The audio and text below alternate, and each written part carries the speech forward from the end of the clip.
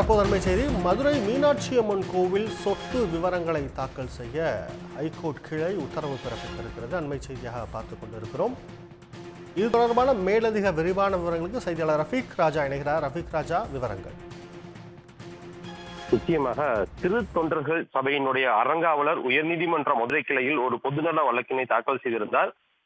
அந்த வழக்கின் முக்கிய சாராம்சம் என்பது உலக மிகப்பெரிய பிரசித்தி பெற்ற மதுரை மீனாட்சி சுந்தரேஸ்வரர் திருக்கோயிலுடைய சொத்துக்கள் விவரங்கள், சொத்துக்களை பலர் ஆக்கிரமிப்பு செய்துள்ளனர். குறிப்பாக பல ஆயிரம் கோடி ரூபாய் மதிப்புள்ள சொத்துக்கள் பல்வேறு மாவட்டங்களில், மதுரை மட்டுமல்லாமல் பல்வேறு மாவட்டங்களில் ஆக்கிரமிப்பு செய்யப்பட்டுள்ளது. இந்த சொத்துக்களை அனைத்தையும் மீட்டு மீனாட்சி அம்மன் கோவில் நிர்வாகத்திற்கு கீழ் கொண்டு வர வேண்டும். அவ்வாறு கொண்டு வந்தால்தான் கோவிலை தொடர்ந்து பராமரிக்கவும் பக்தர்களுடைய வசதிகள் செய்து தர முடியும். எனவே இந்த சொத்துக்களை மீட்பதற்காக உடனடியாக தலைமை செயலாளர் தலைமையிலான கமிட்டியை உடனடியாக கூட்ட உத்தரவிட வேண்டும். அது மட்டுமல்லாமல் கோவில் புனரமைப்பு செய்து உடனடியாக குடமுழுக்கு நடத்துவதற்கான உத்தரவுகளை பிறப்பிக்க வேண்டும் என்றுதான் மனு தாக்கல் செய்திருந்தார்.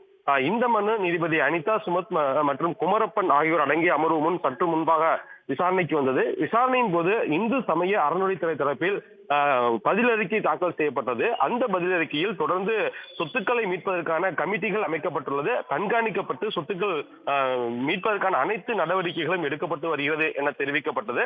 அதே போல குடமுழுக்கு விவகாரத்தில் பல்வேறு துறை நிபுணர்களுடைய கருத்துகள் கேட்கப்பட்டு வருகிறது. ஆகம விதிகளை பின்பற்றி விரைவில் குடமுழுக்கு நடத்தப்படும் என தெரிவிக்கப்பட்டிருந்தது. அதற்கு இதை படித்து பார்த்த நீதிபதி சொத்துக்களுடைய விவரங்கள் முழுமையாக தெரிவிக்கவில்லை, எங்கே எவ்வளவு மதிப்புள்ள சொத்துக்கள் இருக்கிறது என்பது குறிப்பிடவில்லை. எனவே இந்த அறிக்கை திருப்தி அளிக்கவில்லை. எனவே மீனாட்சி அம்மனுடைய கோவில் மற்றும் அதனுடைய உப கோயில்களுடைய முழு சொத்து விவரங்கள் அடங்கிய பட்டியலை உயர்நீதிமன்ற மதுரை கிளைகள் தாக்கல் செய்ய வேண்டும் என தற்போது உத்தரவு பிறப்பித்துள்ளனர். விவரங்களுக்கு நன்றி ரஃபீக் ராஜா. உடனுக்குடன் செய்திகளை தெரிந்து கொள்ள சன் நியூஸ் பெல் ஐகானை கிளிக் பண்ணுங்க.